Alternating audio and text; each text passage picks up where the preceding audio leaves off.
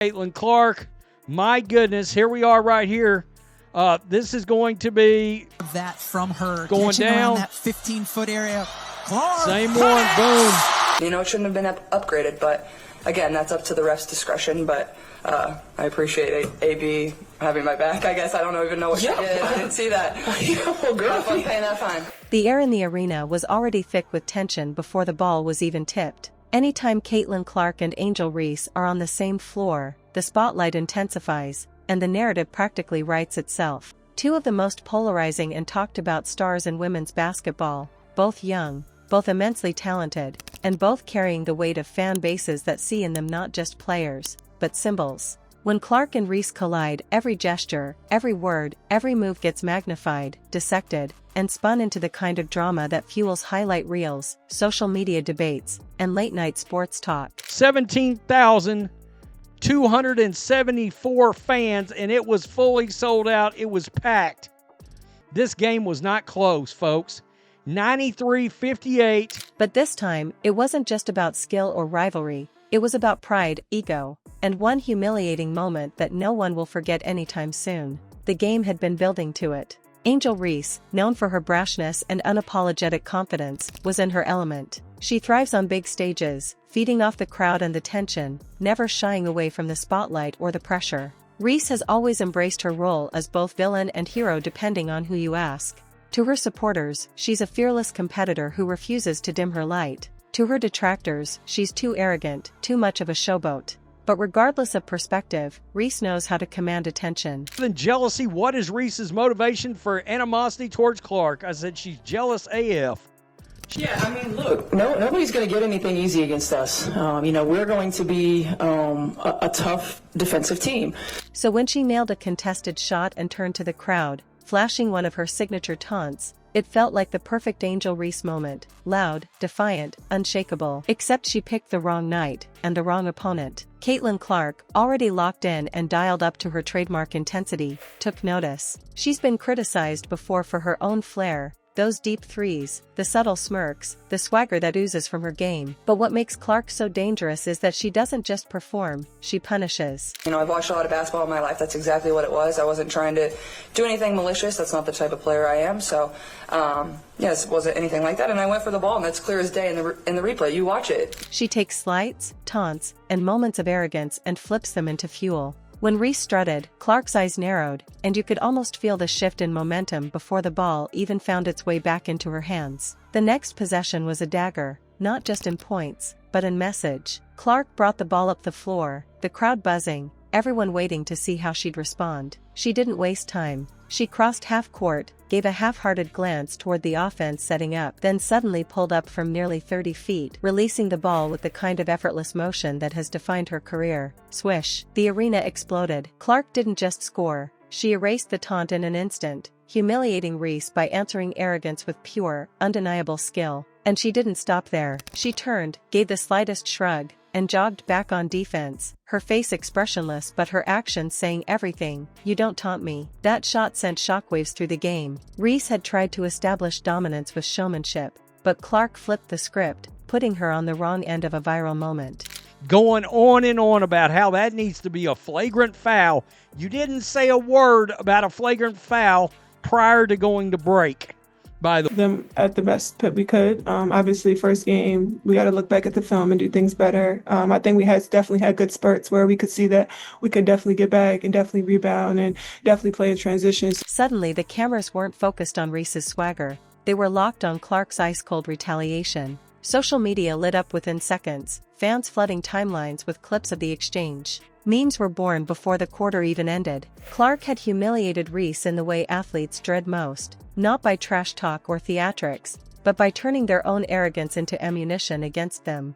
What followed was a clinic. Clark went on a tear, drilling shots from distances defenders couldn't even comprehend guarding, slicing through defenses, and feeding her teammates with pinpoint passes that left Reese's squad scrambling. Every time Reese tried to reassert herself, Clark had an answer. If Reese got a bucket, Clark came down and matched it with one more spectacular. If Reese flexed or celebrated, Clark silenced the crowd with something that made the celebration look small.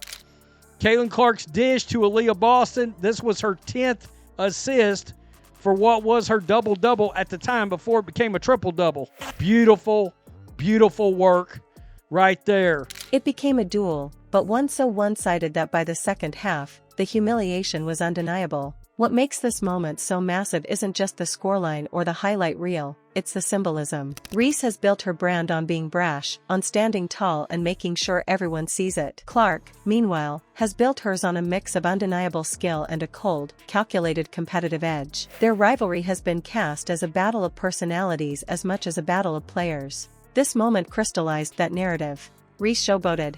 Clark made her pay. And in sports, nothing stings more than being embarrassed in the very area where you tried to dominate. The fans fed into it, too. The arena roared for Clark, sensing they were witnessing something special. All right, that was a little, yeah, you can see a Draymond Green kind of moving screen right there, setting it up for Caitlin Clark. Commentators didn't hold back, framing the shot as not just a bucket, but a statement, a put-you-in-your-place kind of moment that would be replayed for years. Reese's body language shifted, the confidence didn't disappear, but it faltered. You could see the frustration, the irritation at how quickly Clark had seized the spotlight. She tried to clap back with energy, with gestures, with attempts to spark her team, but nothing could erase what had just happened. That one play became the defining moment of the night. And for Clark, this wasn't just about humiliating an opponent. It was about solidifying her status. She's been targeted all season, physically and verbally, as veterans test her resolve and rivals try to knock her off her pedestal. She's absorbed hits, criticism, and immense pressure, but she's never wavered in her ability to let her game do the talking. This showdown with Reese, capped by that humiliating response, was the perfect example of why she's already a star who transcends the box score. She doesn't just play, she creates moments that resonate, moments that become stories, moments that turn into legend. The aftermath stretched far beyond the court. Fans online argued furiously, with Reese's supporters insisting she'd still held her own and Clark's fans declaring it a total domination. Clips of Clark's shot racked up millions of views overnight. Analysts broke it down frame by frame, marveling at the poise, the timing, and the ruthless precision of her response. Even neutral observers admitted it was one of those remember where you were plays. Loses her mind. I mean, if you can't tell me there is not true animosity, jealousy, and agenda ate up right there with that player. And of course, there was the heated moment with Clark and Reese was booed and all that stuff. Reese herself, when asked about it post-game, stayed defiant, brushing it off as just one play in a long game. But the damage was already done. That one play overshadowed everything else. It wasn't just humiliation in the moment, it was humiliation in the narrative that followed. Because in sports, sometimes perception matters as much as reality, and the perception now was clear. Clark had taken Reese's arrogance, flipped it on its head, and left her scrambling to reclaim her footing. That's the kind of thing that lingers, that sticks in the memory of fans, opponents, and even future matchups. The next time these two meet, the shadow of this moment will hang over everything. For the WNBA, it was another example of why this rivalry is so electrifying. Clark and Reese are not just players, they're storylines. They draw crowds, they spark debates. Just a fumble of epic proportions when you have something this popular, something this hot. Initial whatever happened during the play and then whatever happened after.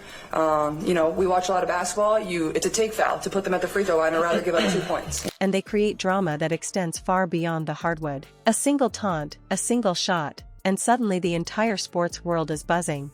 This is the kind of rivalry leagues dream of, because it sells tickets, drives ratings, and gives fans something to rally around or rail against. And when humiliation enters the mix, it only amplifies the stakes.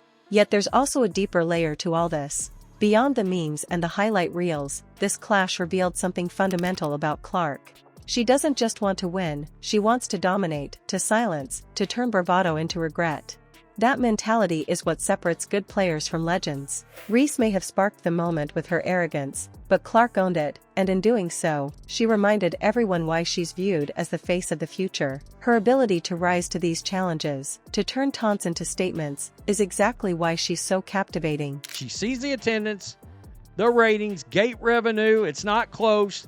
She's a media-created rival. ESPN played right into it with that flagrant foul BS.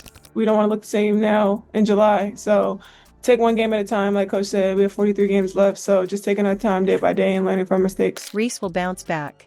She always does. Her resilience is part of what makes her such a compelling figure, and no single humiliation will erase her talent or her impact. But this moment will follow her. Just as her taunts in the NCAA tournament became viral history, so too will this night when Clark turned the tables. It's the price of playing on the biggest stage with the brightest lights. Every move you make can either elevate you or haunt you. As the final buzzer sounded and Clark walked off the court, the arena still buzzing from her performance, the contrast between the two stars couldn't have been sharper. Reese, fiery but frustrated, and Clark, calm and victorious, had given fans another chapter in a rivalry that refuses to fade. This wasn't just about who won the game, it was about who owned the moment. And there was no doubt, Clark had humiliated Reese in the most devastating way possible, by letting her own arrogance set the stage for her downfall. The rivalry will continue, the debates will rage, and the next matchup will be even more anticipated. But this night belongs to Caitlin Clark. Her shot, her response, her cold-blooded refusal to be taunted will live on in highlight reels and fan memories. Reese tried to showboat, but Clark reminded her, and everyone watching, that in the end, skill trumps swagger. It was humiliation written in real time, and it left the WNBA world buzzing with one undeniable truth: when you poke Caitlin Clark, you'd better be ready for the storm that follows.